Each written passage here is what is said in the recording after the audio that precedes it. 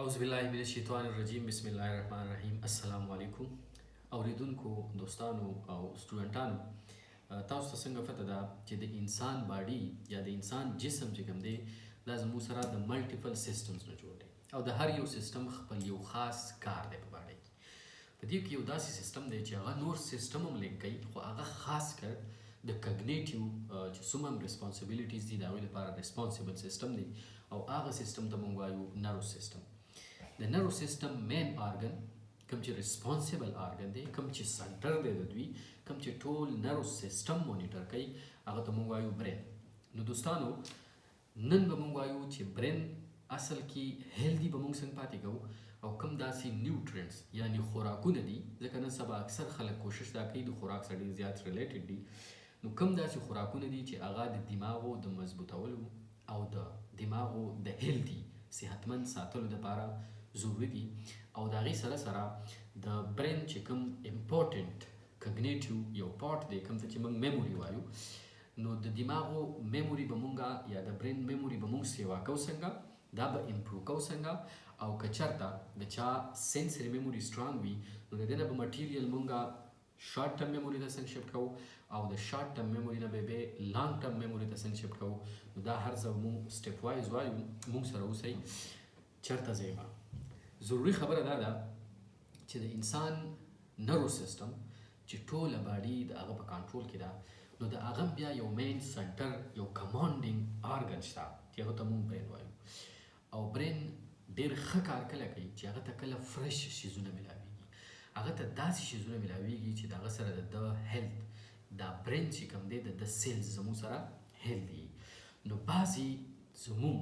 د سوشل خلکو هم د میډیکل خلکو هم بعضې غلط کنسپټس دي دا شیزونه په غور سره واورئ کوم غلط کنسپټ چې دي دا ولې رایز شوي دي او دا به موږ ختمو څنګه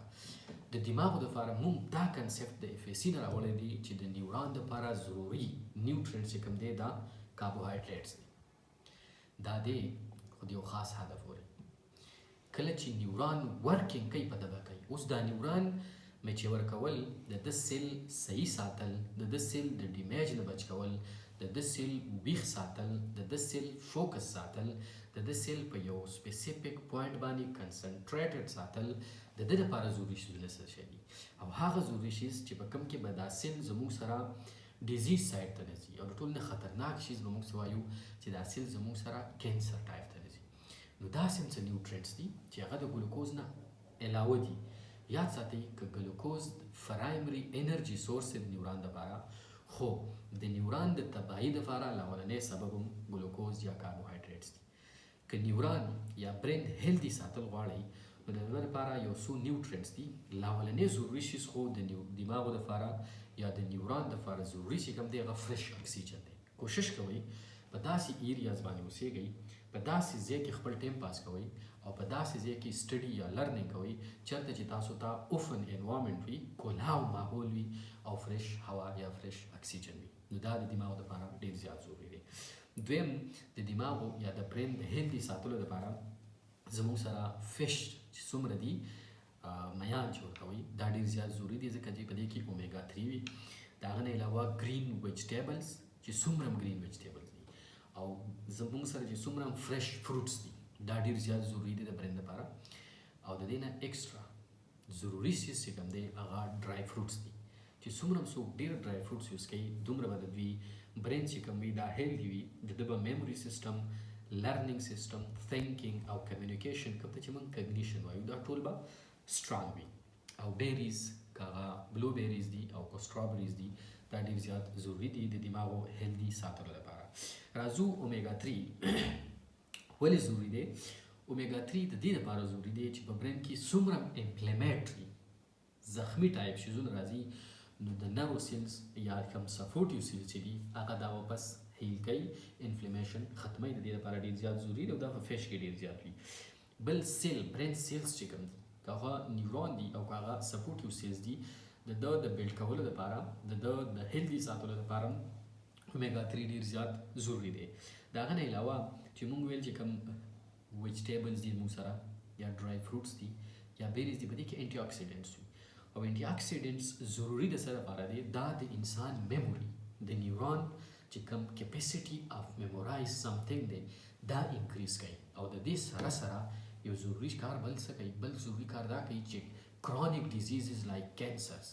د دې نه دا سیلز بچ کوي کوم پری ریډیکلز دا کیسې چې تاسو وایي هغه ختموي نو د کینسر یا د کرونیک ډیزیز نه د بچاو سبب هم جوړیږي او د انټي اکسیډنټس یو ښه کار سره ښه فنکشن یې سره ښه امپورټنټ فنکشن یې دا دی چې دا سیل د ایجینګ نه د بوډا کېدو نه بچ کوي انټي ایجینګ مټیریل هم دا مو سره یوز کیږي د دې نه علاوه ویټامینز ډېر زیات ضروري دي د برین لپاره څومره ملټي ویټامینز چې دي څومره بلاشه ډیفرنٹ ویټامینز یې اخیستي د دماغ لپاره زیات ضروري ځکه چې دا میموري لرنینګ ثینکینګ او کمیونیکیشن څلور واړه چې کوم پارټس دي د کاګنیټیو سیستم یا د کاګنیشن دا څلور واړه مضبوط کوي او د دې سره سره د برین د هر یو کارټیکس فنکشن انکریز کوي هم امپروو کوي هم او سترانګ کوي هم د هغه نه علاوه چې څومره یو کنسپټ دی موږ سره چې ګرین ټي ښه دی د باډي ویټ کمولو لپاره خو بلیک ټي او کافي چې کوم دي دا ښه دی یاد ساتئ ګرین ټي د ګرین ټي نه ښه شیز بلیک ټي دی او د بلیک ټي نه ښه شیز کافي ده خو خبره ورکې دا ده چې بغیر د دودو او بغیر د شوګر که چېرته ورکې دود او شوګر وي نو بیا زهر دی خو که د دود او د شوګر نه بغیر ټي یوز کوئ نو که هغه بلیک ټي ده که کافي ده او که ګرین ټي ده اکارډینګ ټو نیوټریشن هر انسان به د خپل کارډیک سیستم ویسکولر سیستم ډایجسټیو سیستم او نرو سیستم پارټیکولرلی برین پلس سپاینل کارډ هیلدي غواړي نو په ورځ کې د خامخا بغیر د چیني نه 2 یا 3 کپه ګرین ټي ځکه چې دا لیپولایسیس هم کوي او د دې سره سره 2 یا 3 کپه بلیک ټي او 2 کپونه خامخا یو یا 2 کپه کافي یوز کوي د ده به په باډۍ کې انټي اکسیډنټس هم ډېر سیوای د ده به کرونیک ډیزیز هم نه کیږي او د ده به هارټ واسکولر سیستم پلس برین یا نرو سیستم دا ډېر زیات سټرانګ وي ښه نو دویمه خبره دا ده دا خو د برین لپاره هیلدي نیوټرینټس یا هیلدي ډایټ و د ده نه اخوا به مونږ خبره په دې کوو چې یو انسان به خپله میموري څنګه انکریز کوي د یاد ساتلو دا کیپیسټي چې کوم ده دا به څنګه انکریز کوي د دې لپاره 8 ویز دي ډیفرنٹ 8 ویز چې په دې باندې موږ تاسو کار وکړو نو زموږ میموري به ډېره زیاته سټرانګ وي اول خو به دا کار کوو چې کله هم لرنینګ کوو یو شیز یادو یو شیز میمورایز کوو نو موږ په هغه باندې فوکس یو موږ به ډیفرنٹ شیزونه دماغ ته نه راوړو کوم شیز چې موږ یادو سپیسیفیکلی به موږ ویلو پوموډورو ټیکنیک 25 منټس پورې به موږ صرف سپیسیفیکلی په هغه شیز باندې فوکس دیو نو فوکس ډېر زیات ضروري دی اولنی ضروري شیز چې کوم دی خپل میموري امپروو کوئ نو هیلدي ډایټ اخلئ دا کوم چې موږ ویل بیلنس ډایټ دا به اخلئ ایټ هیلدي ډایټ ویل امپروو یور میموري دویم به صحیح ریګولر ایکسرسایز ارلی مارنینګ او لیټ ایونینګ کې دا به انتهایی ضروري دی دریم نارمل سلیپ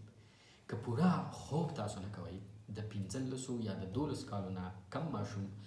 د کمو خلکو لپاره کم سے کم 9 ګنټې خوب ضروري دی خو چې کله ایډلټ شي د 15 نه اباو یا د 18 نه اباو شي او په لرنینګ سټیج کې وي نو د دې لپاره کم سے کم 8 ګنټې خوب ضروري دی په کم ټیم کې ضروري دی د شپې د 10 بجو نه واخله تر د سهار 4 بجو پورې په دې ټیم کې به دا خامخا ودی که خپله میموري انکریز کول غواړي نو د شپې د 10 نه واخله د سهار د 4 پورې په دې میټ کې به دا خوب کوي دا خوب میموري انکریز کوي او د انسان چې نرو سیستم یا نور کم سیستم دي هغه ریچارج کوي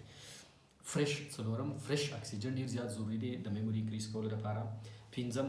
ریګولر بریکس کله چې ته یو لرنینګ کې یو شیز یادې نو کنټینیوسلی لرنینګ مه کوه لږ بریکس ورکوه چې لږ ټیم لرنینګ بیا لږ بریکس بیا لرنینګ بیا لږ بریکس څنګه چې موږ پوموډورو ټیکنیک ویلو په هغه بیس باندې بیا لرنینګ کوي شپږم ضروري شی څه شی دی ضروري شیز دا دی چې ستا کوم لرنینګ سټایل دی هغه ته آیډنټیفای کړه چې آیا زه یو شیز یادوم ویژوال زه ښه لرنینګ شم کولی که اډیټري لرنینګ ښه شم کولی په غوږونو چې یو شیز اورم که ټیکټایل لرنینګ ښه شم کولی یو شیز ټچ کولو ستا سټایل کم یو دی ایمیجز چې ته وینې تا ته یو شیز ښه یادېږي که یو شیز چې ته اورې تا ته ښه یادېږي که یو شیز ته لیکې تا ته ښه یادېږي ستا کوم سټایل دی د لرنینګ هغه سټایل باندې به بیا لرنینګ کې نو شپږم وے اف امپروو د میموري چې زموږ سره کوم شپږم ټپس دی هغه دا دی چې خپل لرنینګ سټایل وپېژنه په کومه طریقه ته یو شیز ښه شي یادولی بیا په هغه طریقه یادول کوه اووم سیلف ایگزامینیشن خپل ځان ایگزامن کا، خپل ځان ټیسټ کا. د خپل ځان ټیسټ واخله 15 منټه 20 منټه 15 منټه ته یو شی یاد کو، ګنټه بعد دا شی واپس ریپیټ کړه ته یاد دی کنه دی یاد، که یاد دی ویل انپوټ، که یاد نه دی ولې نه یادېږي، کومه خامي ده په دې منځ کې هغه شی آیډنټیفای کا. نو د خپل ځان په خپل ټیسټ وکاو، د دې سره سره د انسان به میموري انکریز کیږي. دا نه چې یو شی یاد کا وګوره بس ودې کتو لږ ټیم یاد شو بس به ختمه، نه دا پرولانګ ټایم باندې بیا نه پاتې کیږي. وري بار بار به د خپل ځان سیلف انالیسس کې. اتم نمبر شی چې کوم دی زموږ سره میډیټیشن دی، او د میډیټیشن سره میموري امپروو کیږي. دا یاد ساتئ میډیټیشن 3 ډیفرنٹ طریقې دي. یو میډیټیشن هغه دی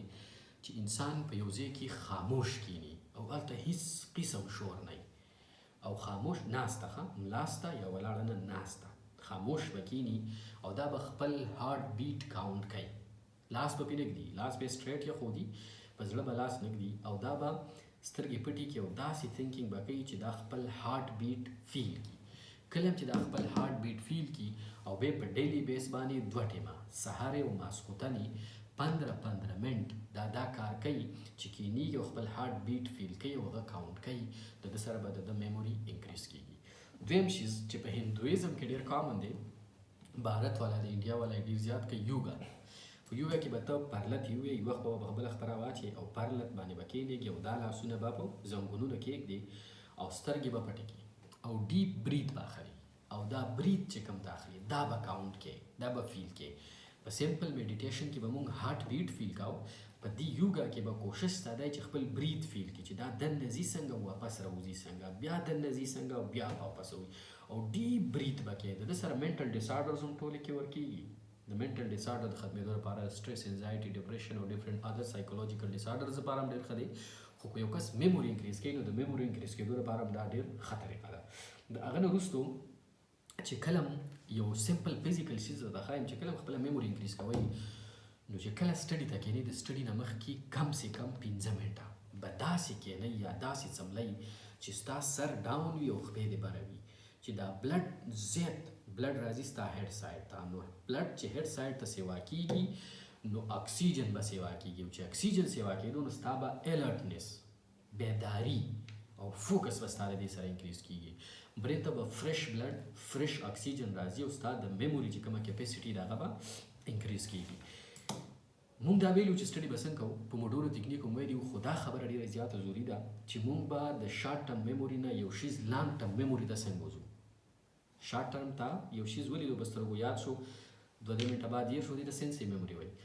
یوه ورځ 2 یاد دی دې ته شارټ ټرم میموري وایي. پرولانګ یادول دې ته پرولانګ ټرم میموري وایي. نو د شارټ ټرم میموري نه به لانګ ټرم میموري ته مونږ یو شیز څنګه وځو. د دې لپاره یو ساینټیسټ و، سایکالوجیسټ و ساري او جرمن سایکالوجیسټ و او د هغه نوم و زموږ سره هرمن ایبینګهاوس. هرمن ایبینګهاوس دا کار کړی و چې په تقریبا هغه 2730 یو تکنیک ویلی و 230. په دې تکنیک کې هغه ویلی و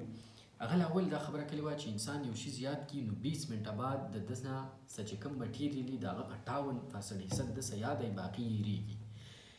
1 ګنټه بعد 44% یاد دي، نور هېرېږي. 1 ورځ بعد 33% به تا ته یاد دي، نور به دنه هېرېږي. خو چې کله 6 ورځو ته ورسي یا هفتې ته ورسي نو ستاسو به صرف 25% 1/4 25% به تا ته یاد دي، باقي 75% به ستا نه هېر شوي. نو ده بیا د سلوشن ویستو چې آیا دا به مونږ 100% یادو څنګه چې زموږ نه د سره بیا فار لایف ټایم دا شی هېرېږي نه.